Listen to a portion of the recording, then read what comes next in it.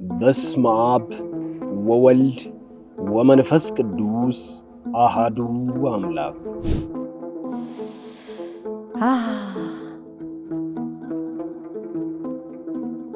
ገና በመላው አፍሪካ ላይ የአድዋ በዓል በታላቅ ይከብራል።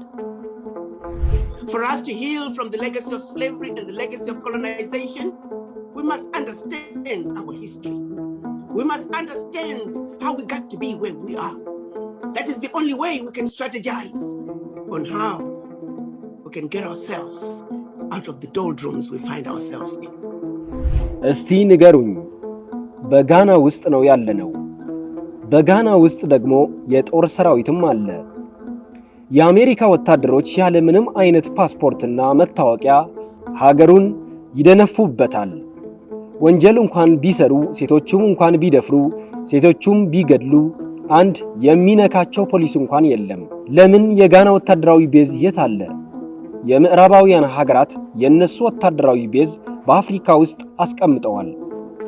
የአፍሪካ ወታደራዊ ቤዝ በየትኛው የምዕራብ ሀገራት ተቀምጦ ወይ እንደፈለገው ሲንቀሳቀስ አይተው ያውቃሉ? ስለዚህ በአፍሪካ ውስጥ እንደ ትራኦሬ ብዙ ያስፈልጉናል ብለዋል አሪካና ቺሆምቦሪ ኩዋው። የአፍሪካውያን መነቃቃት ቀጥለዋል፣ በረከቱም ይድረሰንም ያስብላል። ለብዙ ዘመናት የምዕራባውያን እስረኛ ሆና የነበረችው አፍሪካ ዛሬ ምን ተፈጥሮ ነው ከተኛችበት የአዚም አልጋ የነቃችውም ያስብላል። የታሰርችበት ስውሩ ሰንሰለትም የበጠሰችውም ትመስላለችም። አሪካና ቺሆምቦሪ ማን ናቸው? የአፍሪካ ዲያስፖራ አምባሳደር ስትሆን የሕክምና ዶክተር፣ አክቲቪስት፣ አስተማሪና የሕክምና ክሊኒኮች መስራችና ስራ ፈጣሪ ናቸው። ብዙ ዓመታት በዚምባብዌ ከኖሩ በኋላ ወደ አሜሪካ ሄዱ። በዩናይትድ ስቴትስ ውስጥ የቤል ቤተሰብ ሕክምና ማዕከል ዋና ስራ አስፈጻሚና መስራችም ናቸው። በፈረንጅ አቆጣጠር ከ2017 እስከ 2019 የአሜሪካ የአፍሪካ ህብረት ተወካይ በመሆን አገልግለዋል። አሪካና በአሜሪካ ውስጥ በተለያዩ ምክንያት በመመላለስና ከአሜሪካ ባለስልጣናት ጋር በተለያዩ አጋጣሚዎች ስለሰሩ ነጮች ለአፍሪካ ያላቸው አመለካከትና ክፋት ጠንቅቀው እንዲያውቁ ረድተዋቸዋል። አሪካና የምዕራባውያኑ ተንኮል እና ደባ ይከነክናቸዋል።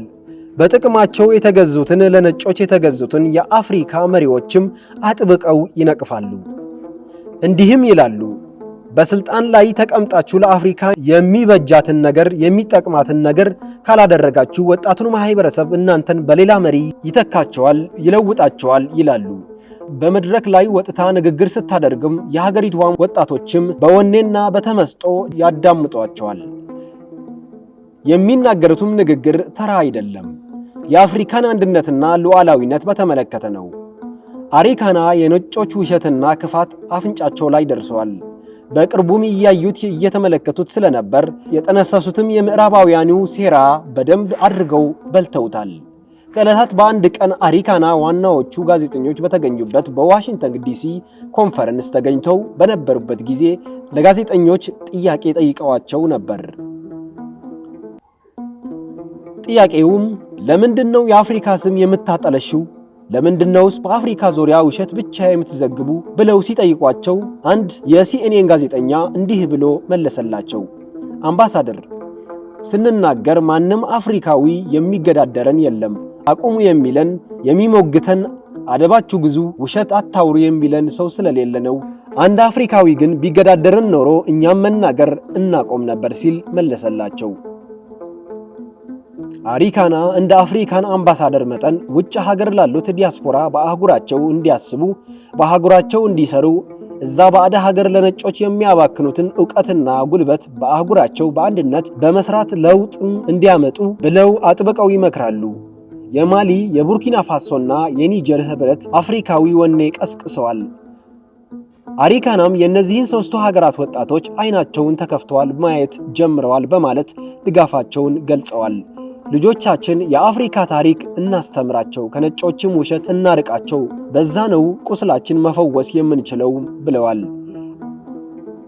አፍሪካ የመሰብሰቡ የአንድነቱ ነገር ጠምቷታል።